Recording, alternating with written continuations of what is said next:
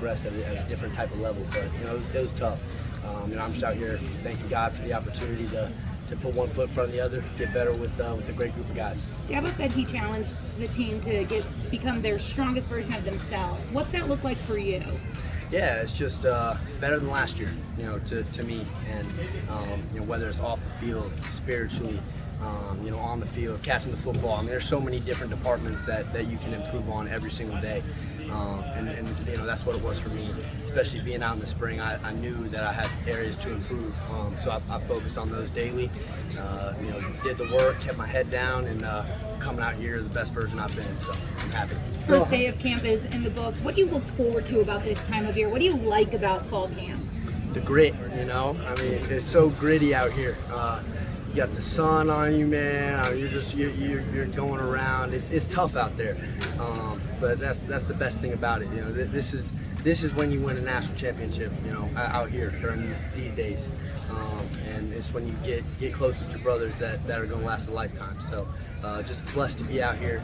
Thank God for the opportunity. Well, how did the way you guys finished last year with the 6 straight wins kind of fuel what's been going on this offseason and the expectations there are now? Yeah, it's huge. Coach Sweeney has brought it up a couple times, but I think it's the longest win streak in Power 5 right now, which is pretty darn impressive. But just having that momentum going into the season is huge. And we definitely got it in the back of our minds. Ready to run out there September 5th and continue it. Your foot feels good now? Yes, sir. No issues, no problems? No issues. Fully clear, baby. I'm ready to go. What have you seen from Cade Klubnik? He seems like he's got some of the similar traits that you have, and that he comes in as a freshman and he's ready to be a part of everything and almost have somewhat of a leadership role right off the bat. Do you see some similarities? Yeah, he's a great kid, man. I mean, to have him come in here, he's such a natural leader, kind of like you said. But he's come in here, he's kept his head down, he's worked. He's gotten the authority to be vocal, and that's what it really takes. I think coming in early was huge for him, but he's done such a great job. I'm really proud of him. Glad to have him as a teammate. Would you feel like he could lead this team if need be early on this season? Would you guys have the confidence in him to do that? Yeah, that's a tough question to answer right there. At this point, I'm just really worried about myself and putting my best foot forward to be ready for the season. Is there a big difference in DJ, just personality-wise, compared to last summer? Yeah, personality-wise, confidence. He lost 25 pounds, but his dedication has never been a question.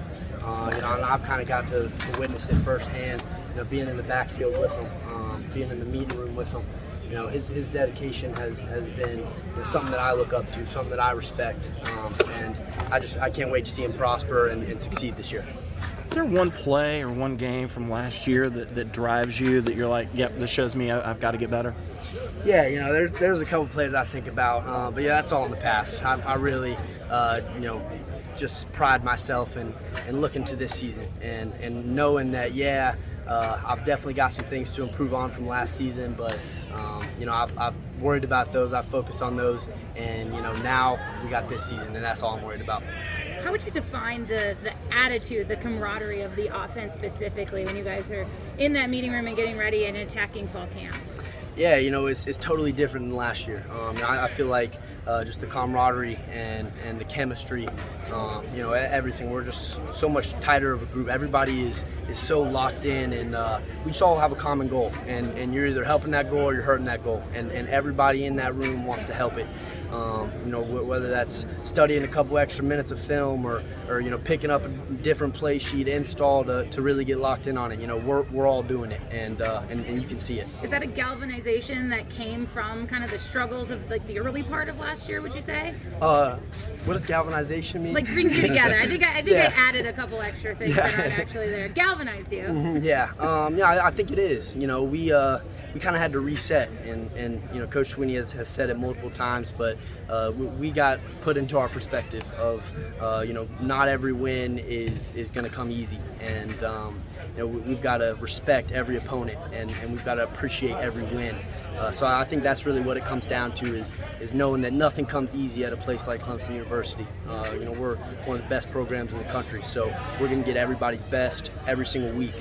And as an offense, we have to produce to help that defense out a little more than we did last year. Two things are you looking forward to? Number one, the three-headed monster of you and Kobe and Phil, but the changes the tweaks that have been made to the offense. Yeah, I'm looking forward to both. The three-headed monster. I've seen that on Twitter and a couple things, but no, I love it. And our backfield is so tight. We add Dominique, Red, Kev. We got so many other guys in there, but when you talk about me, Kobe, and Phil, it's a special group. We just got done talking about it, but we're holding each other to a standard, and we love each other, but we're also competing out there, and we all know that. Not necessarily competing against each other, but competing for each other. And that's really what it comes down to. Is we're going to hold each other to that standard, and we're going to make sure that we all bring our best every single day. When you look back at last year, there were several plays where you were close to breaking something big. How much does that drive you? How much does that bother you after those games when you were like, man, somebody just barely got my foot, or the ball, hit my hands and I didn't get it? Does that drive you? Do you think back at those 4 or 5 plays and does it motivate you going into this year? Yeah, I definitely did. I've always been my biggest critic, so I'll look back on things, and that's one thing I really wanted to focus on this off season, especially not being in the spring, was I got to learn how to move on quicker, and it's one thing I struggled with last year. There's a couple instances I can think of right now where I stuck on it for too long, and it not only affected me during the game, but even the next week preparing for the next opponent. So that's one thing I prided myself in this off season is to get better at that and to learn from it and know my mistakes, get better on them, and just leave it in the past. You spoke about some of the changes from the offense. Can you elaborate just on kind of what the coaching staff, the new coordinator, a couple new position coaches have kind of brought to the offense? Yeah, it's just more simplistic and more genuine.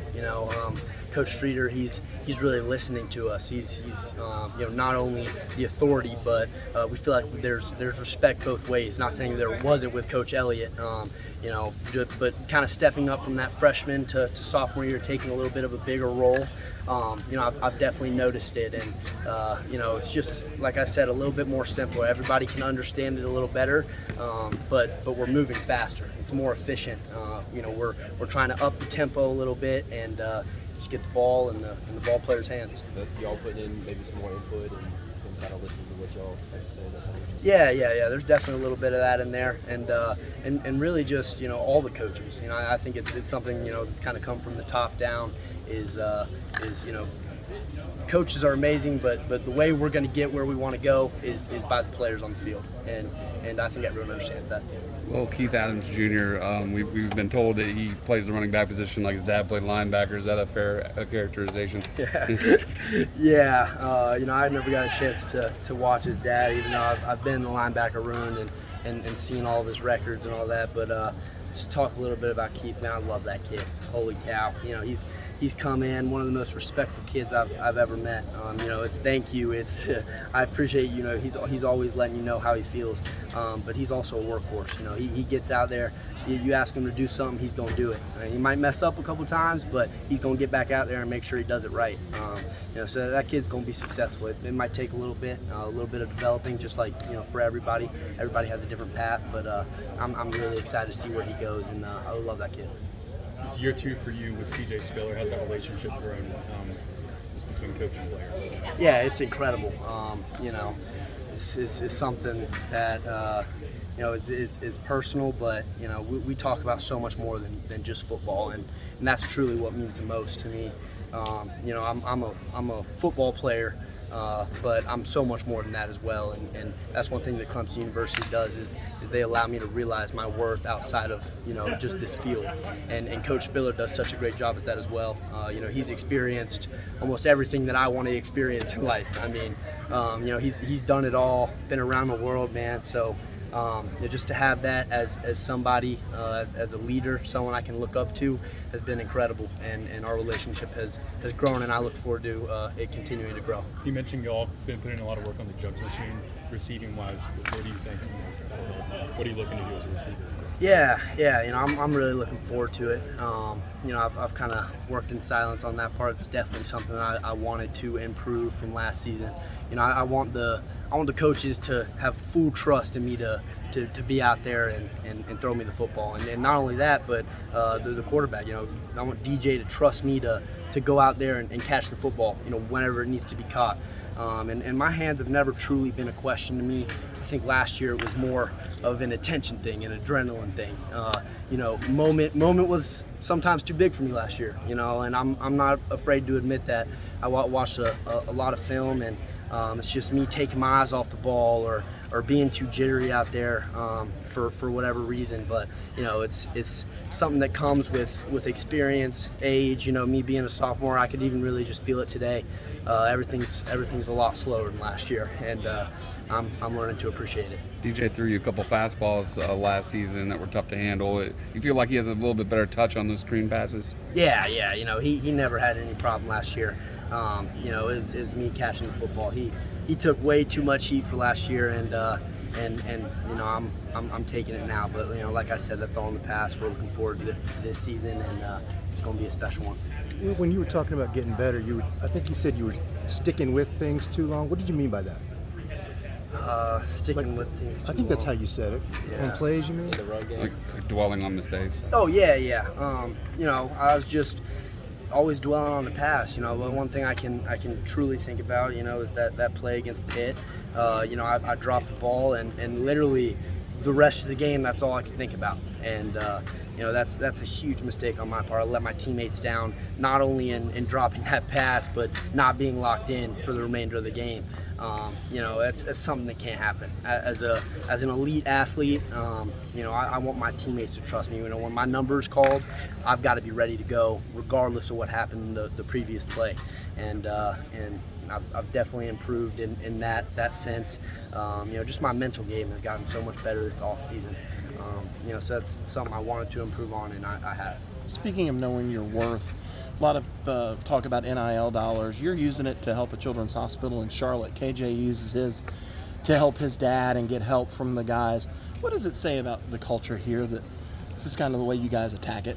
Yeah, it's unbelievable, and there's so many things going on in the NIL world. It's a crazy world. There's good things happening, bad things happening, but one thing I can say is it's good here at Clemson. Like you said, we all want to give back. Whether it's to a children's hospital, helping KJ's pops out.